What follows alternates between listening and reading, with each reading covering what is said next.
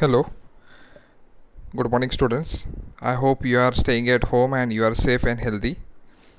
I have already shared all the notes and PowerPoint presentation of CRE subject.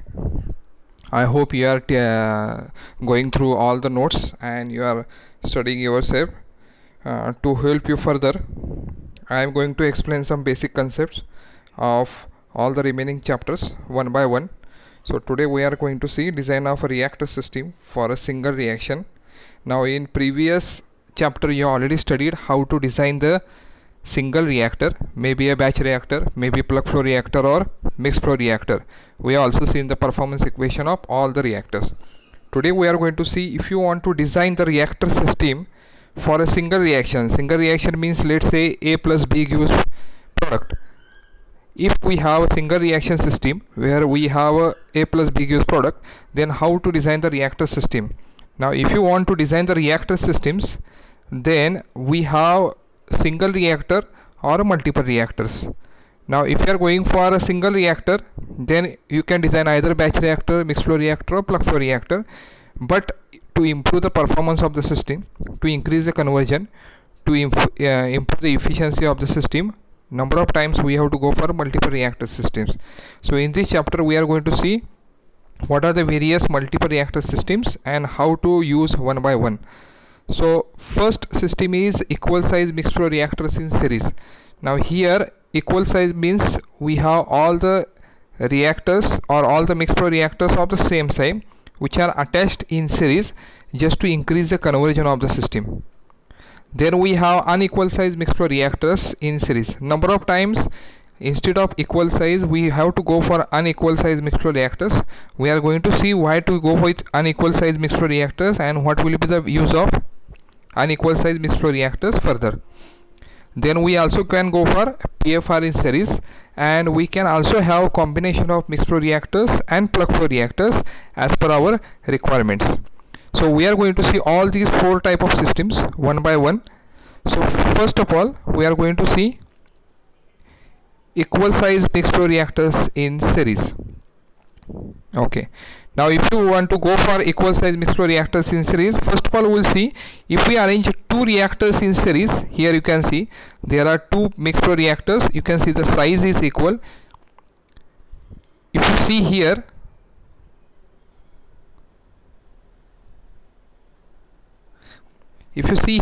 this C0 represent the initial concentration of reactant, X0 represent the initial conversion, F0 represent initial molar flow rate, and V represent the volumetric flow rate which is entering into the reactor. You can see also V1 is represent volume of first reactor, and tau represent the space time of first reactor. Then you can see here C1 and X1. Now what is C1? C1 is a concentration of reactant leaving the first reactor, and X1 represent the conversion taking place in the first reactor. Also you can see here V2 represent the volume of second reactor, and tau2 represent the space time of second reactor. Similarly if you see here C2 and X2, C2 represent the concentration leaving the second reactor, and X2 represent the conversion up to second reactor. Now here X2 represent conversion up to second reactor. It means it is not the conversion in second reactor, it is a conversion from X0 to X2, means total conversion taking place throughout the system. Okay, now we are going to see material balance of reactant A over reactor number 2. You already studied the material balance. What we say, the input is equal to output plus disappearance plus accumulation. So here you can see first term represent molar flow rate of A into reactor, that is input of A is equal to molar flow rate of A out of the reactor, that is output of A, plus rate of disappearance of A in the reactor, that is disappearance. Here we have removed the accumulation term. The accumulation term is removed. Why? Because the reactor is a steady state. If you are having a steady state reactor, there is no change in the concentration of reactant with respect to time.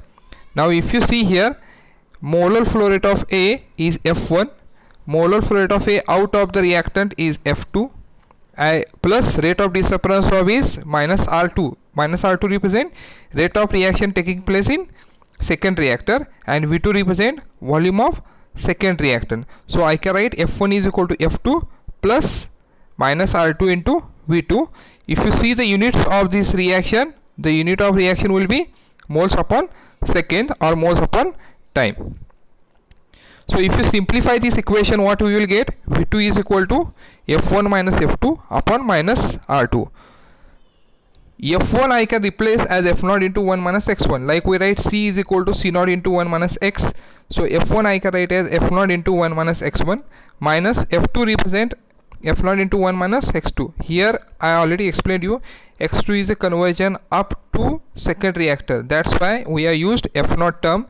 So F0 into 1 minus X2 represent F2 and denominator represent minus R2 as it is. So if you simplify this equation further, you will get V2 upon F0 is equal to X2 minus X1 upon minus R2. Similarly, tau you already studied. Tau is equal to tau by C0 is equal to V2 by F2, or tau is equal to VCA0 upon FA0. So if you simplify this, what we will get? This term, if you see this term, tau 2 upon C0 is equal to V2 upon F0 is equal to X2 minus X1 upon minus R2. So if you simplify this further, what you will get? Tau 2 is equal to C0 into X2 minus X1 upon minus R2. So here we have substituted X2 and X1. So if you further simplify this, you can get C0 into X2 is C1 minus C2 upon minus R2. Similarly, if you modify this equation for reactor 1, what we will get? Tau 1 by C0. Here we have replaced tau 2 as tau 1. C0 remains as it is, V2 as V1, F0 remains as it is equal to, in place of X2 we have replaced it as X1, in place of X1 we have replaced it as X0. So X1 minus X0 upon minus R2, and tau 1 is equal to C0 minus C1 upon minus R2. So if you substitute for any intermediate reactor, suppose we are going to continue these reactors for n number of times. Suppose here I am going to increase the reactors 1, 2, 3, 4 like n number of times, then I may have any intermediate reactor I. So if you are having any intermediate reactor I, then what we can say?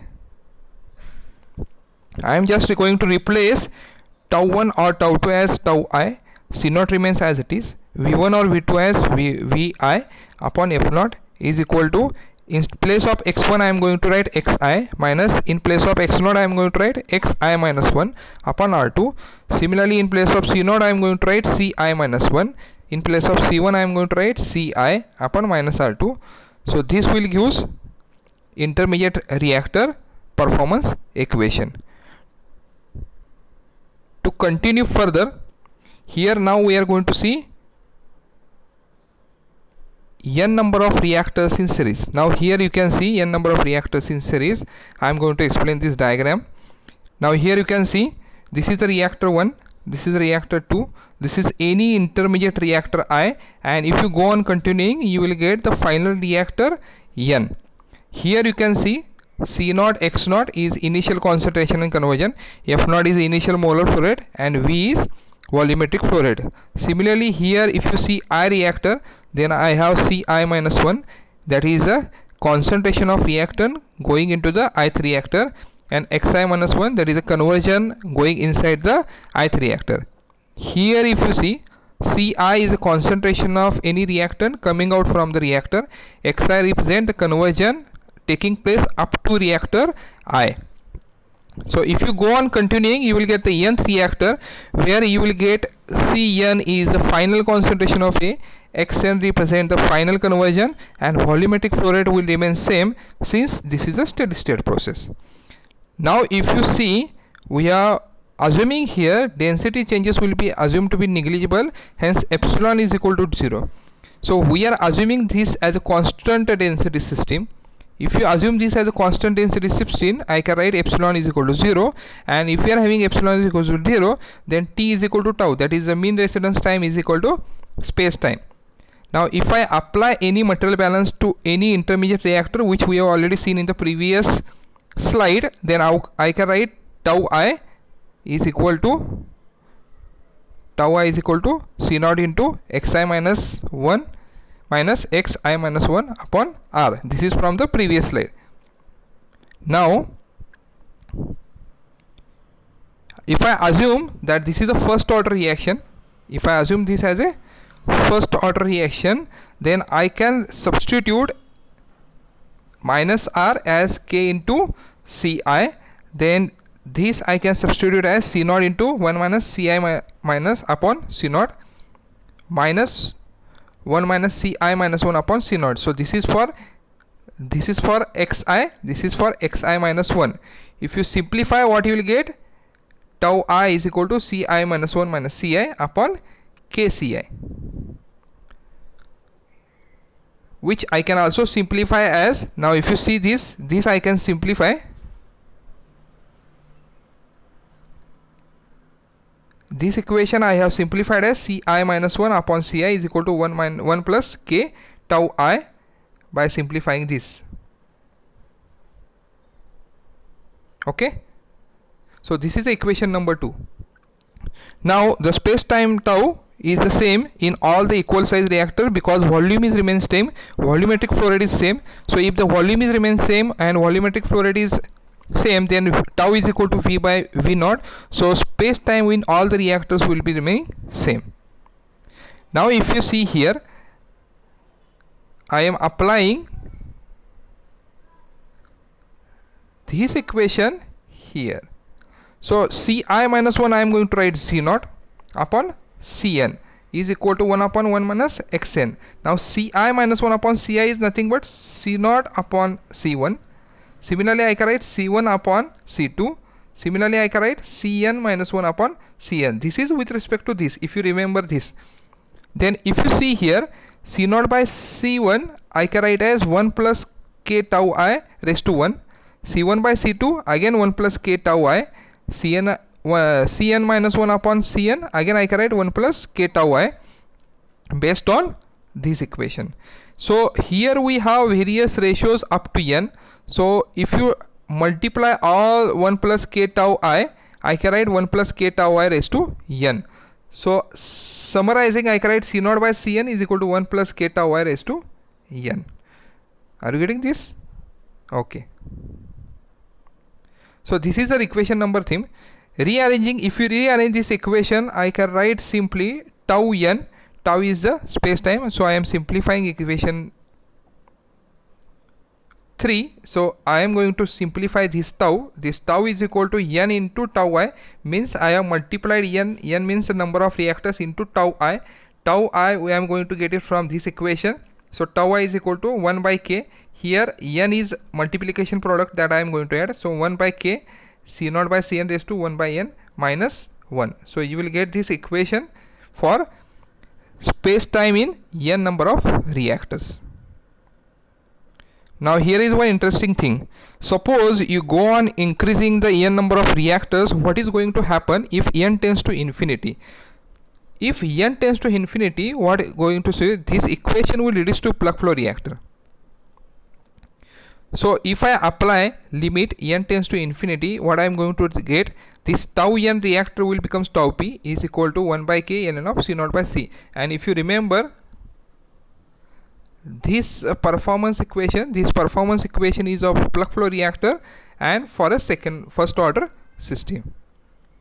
So this will give the final plug flow reactor. So if you are going to apply, if you are going to increase the n number of reactors, then it becomes plug flow reactor finally. I am going to explain this with the help of a simple diagram. Here you can see. So this is Ca in, concentration in, this is Ca out. This represent a plug flow reactor gradual decrease. Now problem is that we have a mixed flow reactor. Suppose I have a single mixed flow reactor, then you will get this curve. If you go with 5 number of reactors, if you remember how we draw the graph, we will get these steps. If you go on increasing the 30 reactors, you are going to get like this mixed flow reactors.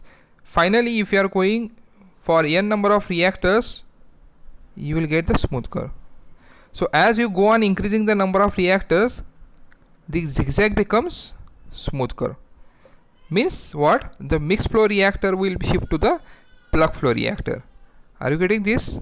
Okay.